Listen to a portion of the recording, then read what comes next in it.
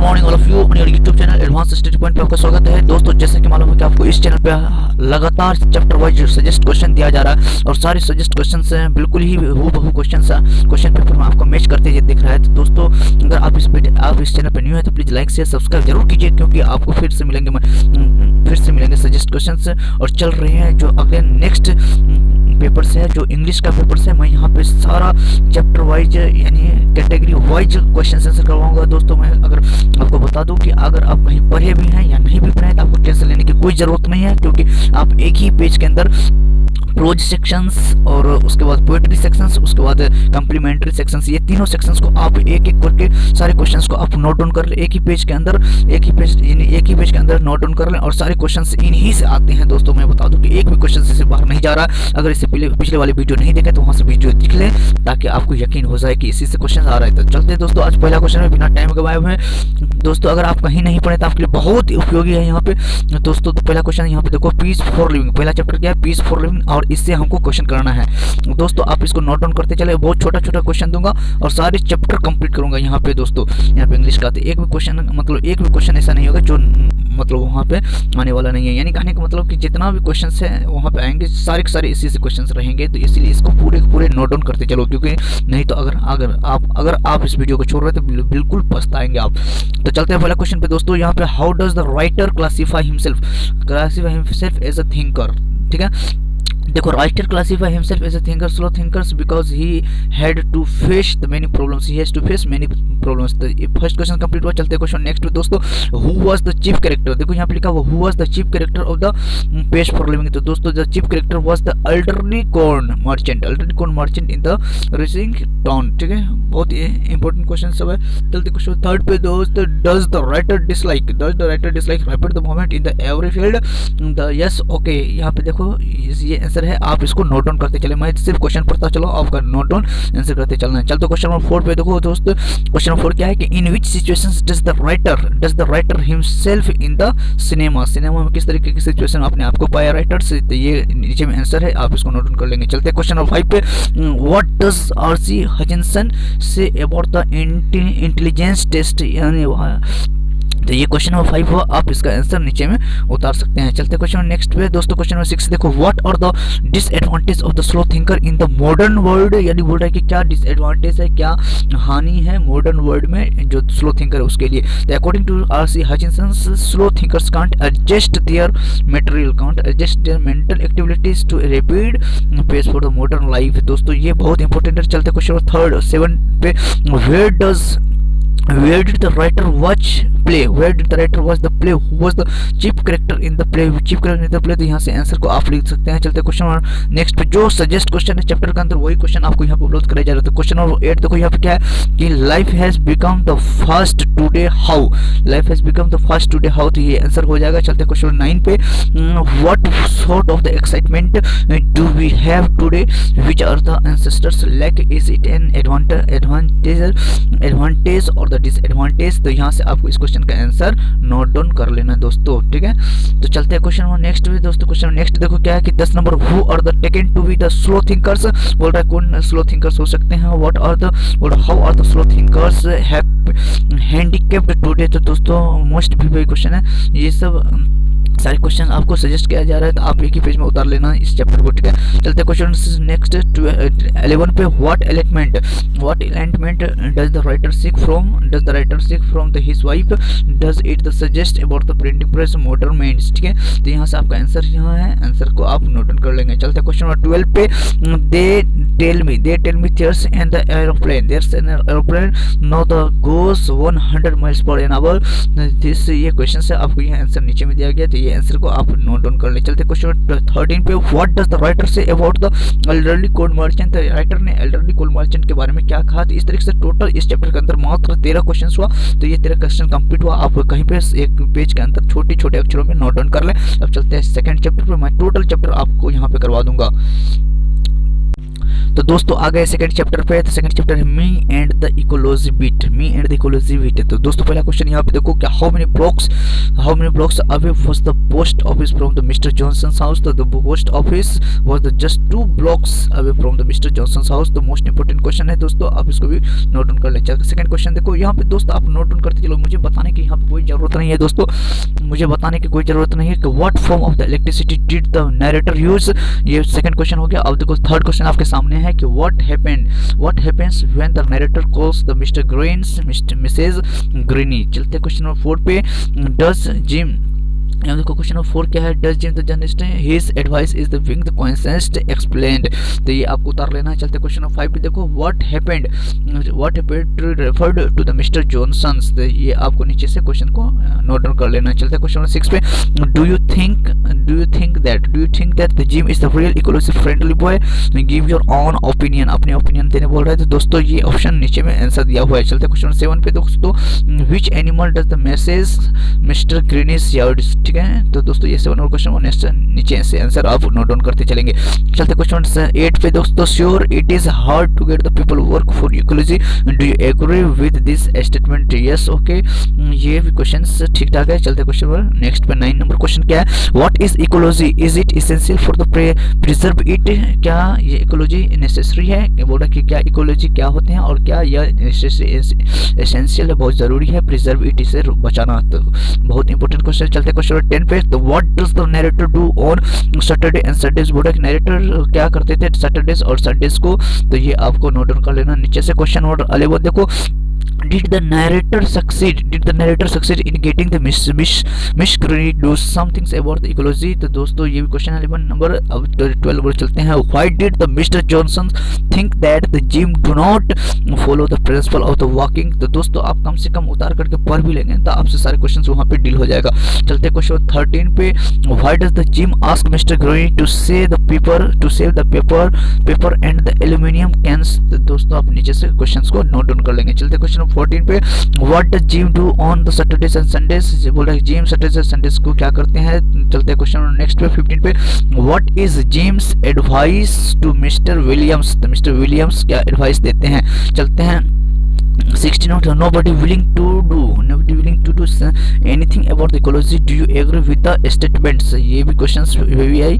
चलते क्वेश्चन 17 पे, sure it is hard to get the people to work for the ecology, do you agree with this statement। what is ecology, what measure have you and your school taken to preserve it। दोस्तों ये सभी question important से आप कम से कम पढ़ भी लेंगे तो हो जाएगा आपके लिए। तो देखते हैं क्वेश्चन 18 पे, तो but anyhow on the Saturday when I I put in a good word on ecology, that this is the narrator's way of the preserving the ecology, how are you contributing to the ecological preservations in your surroundings।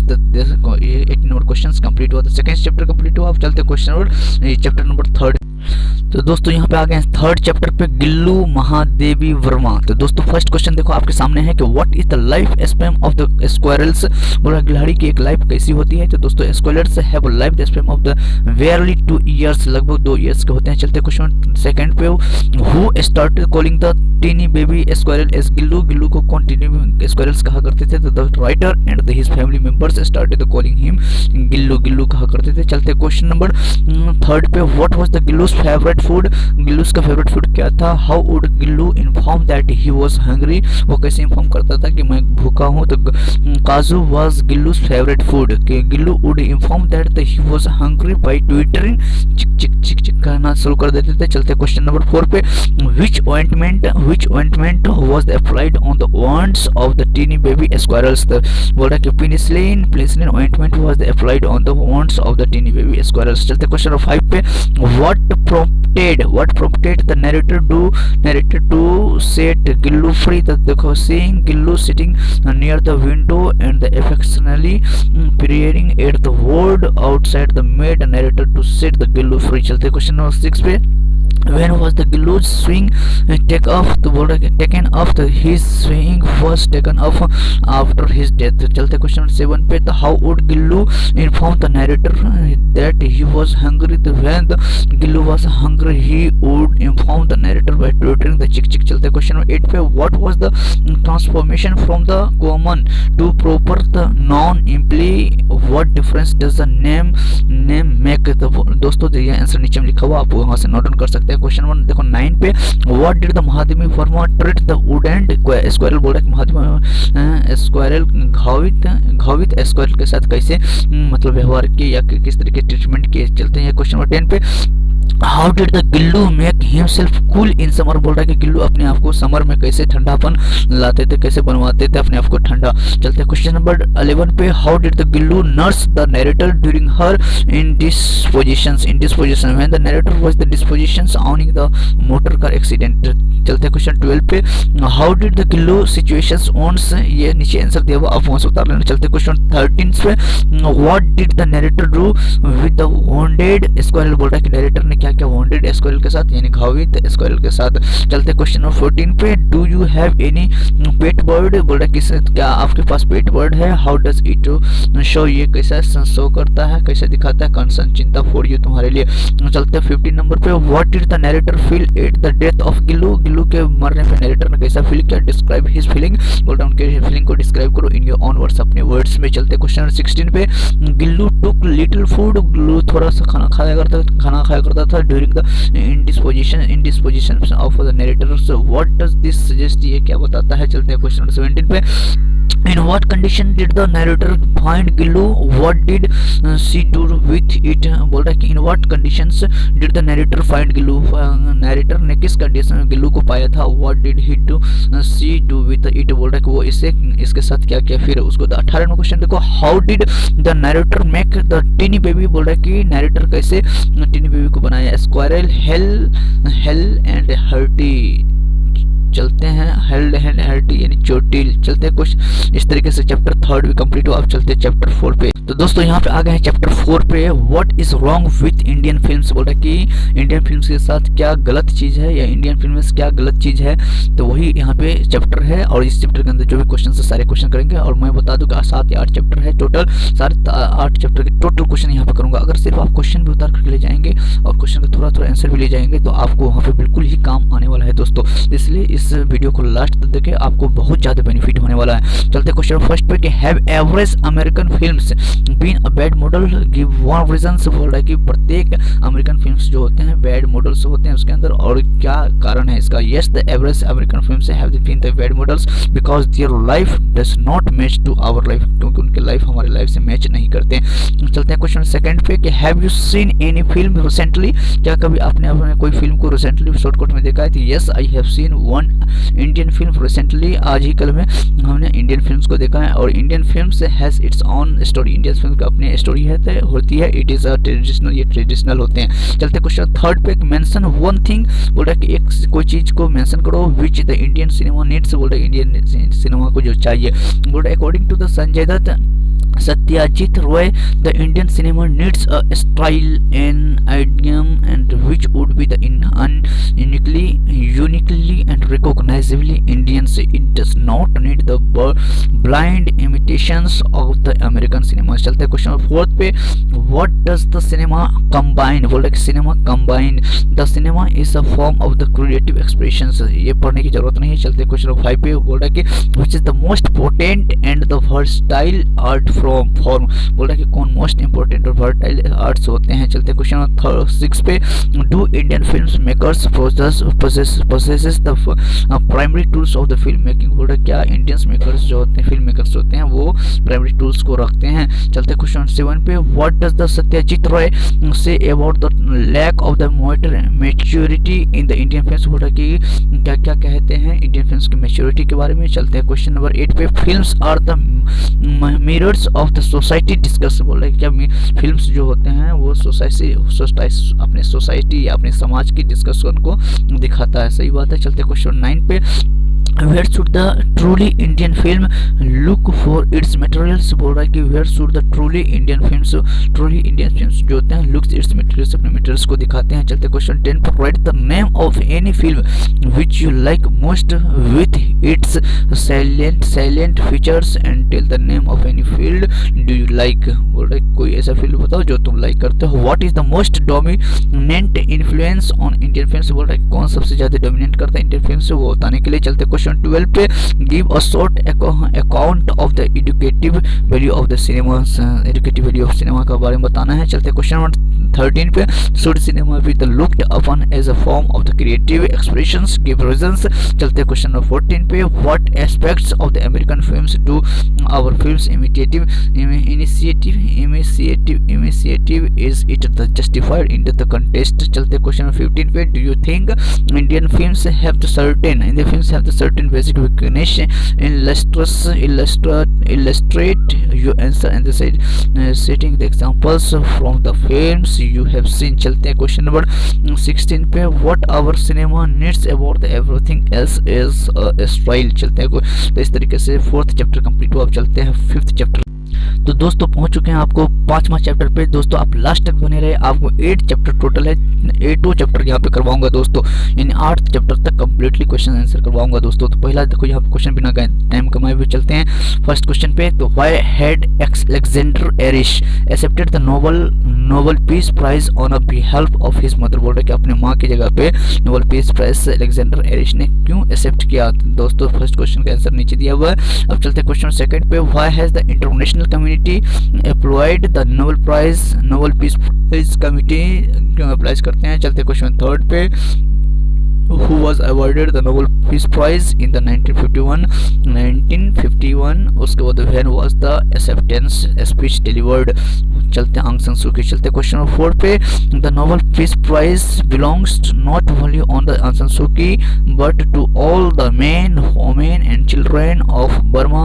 why does Erish show। तो दोस्तों ये भी important है। चलते question number 5 पे what is more precious than the diamond or the silver or gold। दोस्तों चलते question number 6 पे who were the incapacitated in the struggles for the peace, freedoms, democracy। आंग सान सू की। चलते हैं क्वेश्चन नंबर 7 पे and no one must underestimate that the flight which flight always survivors to explain। चलते हैं क्वेश्चन नंबर 8 पे peace, freedom, the democracy are the essential for the human being। do you agree, give your own opinion, अपनी opinion दीजिए। चलते question 9 पे the beauty of genius brotherhood and peace being the more precious than diamond or the silver or the gold। why does Erish claim so। उसको do you agree with him। चलते question number 10 पे why does the Erish say that the Nobel Prize for the peace belongs to all the peoples of the Burma। चलते question number इस तरीके से total question 10 को था इसमें, तो 10 क्वेश्चन कंप्लीट हुआ। अब चलते हैं चैप्टर नंबर 6 पे, आप लास्ट तक बने रहें। तो दोस्तों पहुंच चुके हैं चैप्टर 6 पे वंस अपॉन अ टाइम, एक समय की बात। दोस्तों हाउ पहला क्वेश्चन देखो यहाँ पे मैं दोस्तों क्वेश्चन सिर्फ पढ़ रहा हूँ, आप आंसर खुद ब खुद कर लेंगे दोस्तों। नीचे में आंसर लिखा हुआ, नोट डाउन वहाँ से करने में बकना मेरे जरूरत नहीं, क्योंकि कम समय है और कम समय में अधिक से अधिक काम करना है दोस्तों। तो पहला क्वेश्चन है क्या कि हाउ वाज द ओल्ड ओमन। द ओल्ड ओमन was the blind but wise. Old ओमन जो क्या थी, अंधी थी लेकिन बहुत बुद्धिमान थी। बोल रहा is this folklore prevalent in one culture or many। this folk role is prevalent in the many cultures। चलते हैं क्वेश्चन नंबर 3 पे who is the father of that old woman। तो बोल रहा है कि कौन फादर ओल्ड वुमेन का फादर था, फादर है। तो the father of the old women is a slave, एक गुलाम था। बोल रहा है कि who where does the old woman live। Old women कहाँ रहती थी। The old woman lives alone in a small house outside of the town। एक स्मॉल गांव में इसको स्मॉल घर में रहा करती थी। चलते हैं क्वेश्चन नंबर 5 पे what does the old woman know about those people। चलते हैं इसके नीचे में आंसर दिया हुआ है। चलते हैं क्वेश्चन नंबर 6 पे दोस्तों for what are the young visitors reminded। चलते हैं क्वेश्चन नंबर 7 पे what is the better tone life और कंट्री लाइफ। बोल रहा है कि क्या टोन लाइफ और कंट्री लाइफ में कौन सी बेटर होती है। चलते क्वेश्चन 8 पे, what was how was the old woman, कैसे old woman write the short about the wisdom, short wisdom लिखा। The old woman was the blind but wise, ना अंधी थी पर क्या थी, बुद्धिमान थी। The woman was the repeated for the wisdom without fear and without questions। चलते क्वेश्चन नंबर 9 पे, what is the her position in the neighbourhood, उनके नेबरहुड में उनकी क्या पोजीशन थी। हाईली रिस्पेक्टेड, वो हाईली रिस्पेक्टेड किए जाते थे। Why did the some young people visit her, क्यों कुछ यंग पीपल युवा व्यक्ति उनसे विजिट कर उनसे मिलने के लिए जाया करते थे। तो चलते क्वेश्चन 11 पे, what does the old woman know about the young people who visit her, कौन उन्हें देखा करते थे। चलते क्वेश्चन 12 पे, who is the old woman in once upon a time, once upon time में कौन, who is the old woman, old woman कौन होते हैं in the speech, old woman कौन होते हैं। चलते क्वेश्चन 13 पे, why are young visitors reprimanded by the old woman. तो नीचे से क्वेश्चन आंसर को निकाल लें दोस्तों। चलते क्वेश्चन 14 पे, what does the word and woman significantly to speaker the once upon a time. चलते क्वेश्चन 15 पे, बोल रहा enumerate the trails of the old woman. चलते क्वेश्चन नंबर 16 पे, what does the old woman know about the young people in once upon a time. चलते हैं question number 17 पे, do you think that the language is a crucial to a right, give in 3 reasons, बोल रहे कोई 3 reasons दीजिए। चलते question number 80 पे, quote a few lines from the text which highlights the plight of the women and the depressed classes. चलते question इस तरीके से चैप्टर 6 पे कंप्लीट हुआ। अब चलते हैं चैप्टर 7 पे लास्ट। तो दोस्तों पहुंच गए 7 चैप्टर पे। 7th चैप्टर पे, the unity of Indian culture, unity of Indian culture. तो देखो पहला क्वेश्चन क्या है कि what has been the policy of the Indians in all the spheres of life. तो नीचे में आंसर दिया हुआ है। चलते क्वेश्चन नंबर 2 पे दोस्तों, what does the experience of the European countries give us. तो दोस्तों सेकंड क्वेश्चन हो गया। थर्ड क्वेश्चन पे चलते हैं दोस्तों। यहाँ पे देखो थर्ड क्वेश्चन क्या है कि where have old civilization and the culture grown of the changed. चलते क्वेश्चन 4 पे, हु हैज delivered speech, कौन डिलीवर स्पीच क्या है, the unity of the Indian cultures. चलते क्वेश्चन 5 पे, what is the preferable to fanatic division. चलते question 6 पे, तो how were the Aryans regarded till recently. चलते क्वेश्चन 7 पे, how did the pre Aryans build up a new civilisations. चलते question 8 पे, the fast life of the western society in the compelling the westerners to turn India's discuss. चलते question 9 पे, which aspect the underlines the changes of Indian history। चलते question 10 पे, how does the Humayun Kabir define the civilization। चलते question 11 पे, how does the Humayun Kabir define the culture। चलते question 12 पे, what does the Humayun Kabir say about the toleration, और what has been the policy of the Indians in all the spheres of the, or explain the meaning of the live and the let live। चलते हैं question number 13 पे, what according to the author। ये question 13 हो गया, अपने से पढ़ करके नीचे का आंसर नोट डाउन कर लेना। चलते क्वेश्चन 14 पे, how is the Indian cultures different from the cultures of the other countries। चलते क्वेश्चन नंबर 15 पे, define cultures and civilizations in the light of the story the unity of the Indian cultures। चलते question number 16 पे दोस्तों। Question 16 देखो क्या है कि what is your opinion are the characteristics features of the Indian cultures। चलते question number 17 पे दोस्तों, what is the capacity of the readjustment exhibitions in the Indian policy। चलते क्वेश्चन नंबर 18 पे दोस्तों, explain clearly the difference between the cultures and civilizations। चलते हैं question 19 पे, discuss the main ideas contained in the unity of the Indian cultures। चलते हैं question number 12। इस तरीके से क्वेश्चन 7th चैप्टर भी कंप्लीट हो। चलते हैं अब चैप्टर नंबर लास्ट और अंतिम चैप्टर दोस्तों 8 चैप्टर। तो दोस्तों पहुंच चुके हैं 8 चैप्टर के अंदर। Little girls visor then man, बोल रहा है कि एक छोटी लड़की एक जवान आदमी से ज्यादा बुद्धिमान होते हैं। तो पहला देखो क्वेश्चन क्या है आपके सामने, why did the old woman say to the crowd, are you not ashamed of yourself। तुम्हें क्या आपको शर्म नहीं आनी चाहिए अपने आप पे। she said तो because they were fighting। चलते क्वेश्चन नंबर 2 पे, why did the Akulia shot at Malasha। चलते क्वेश्चन 3 पे, why did the Akulia try to check the Malasha। चलते क्वेश्चन नंबर 4 पे, why did the Akulia's mother seize Malasha। चलते question number 4-5 पे, तो where do two little girls meet, are they of the same age। चलते question number 6 पे दोस्तों। 6 में देखो क्या है कि what happened when the Malasha's mother, बोल रहा है कि क्या होता है जब mother's came out after hearing her howl। उनकी आवाज सुनने के बाद बाहर आते हैं। तो बोल रहा है कि did the old woman succeed in her effort, बोल रहा है कि क्या ओल्ड वुमन भी सक्सेस हो सकते हैं इन एफर्ट, अपने कोशिश में। चलते क्वेश्चन नंबर 8 पे, what did the two girls do when men started meetings। चलते क्वेश्चन नंबर 9 पे, व्हाट डिड द अकुलिया do while the women fair abusing each other, जब आदमी एक दूसरे गाली दे रहे थे तब अकुलिया क्या कर रही थी। चलते क्वेश्चन नंबर 10 पे, which festival is referred to in the story little girls was there main.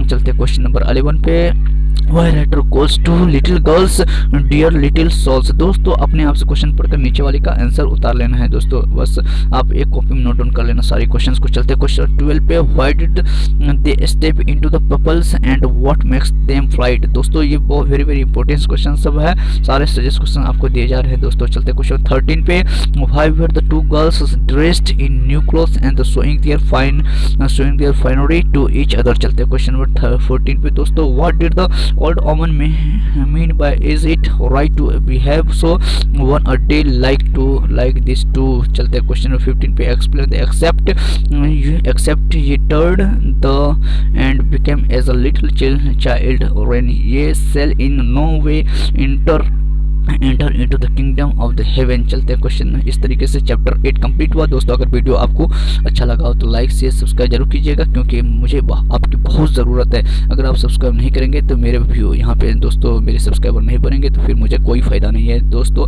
Please आपके एक सब्सक्राइब से मेरी हेल्प हो सकती है, तो इसलिए आप सब्सक्राइब जरूर करें। तब तक के लिए धन्यवाद।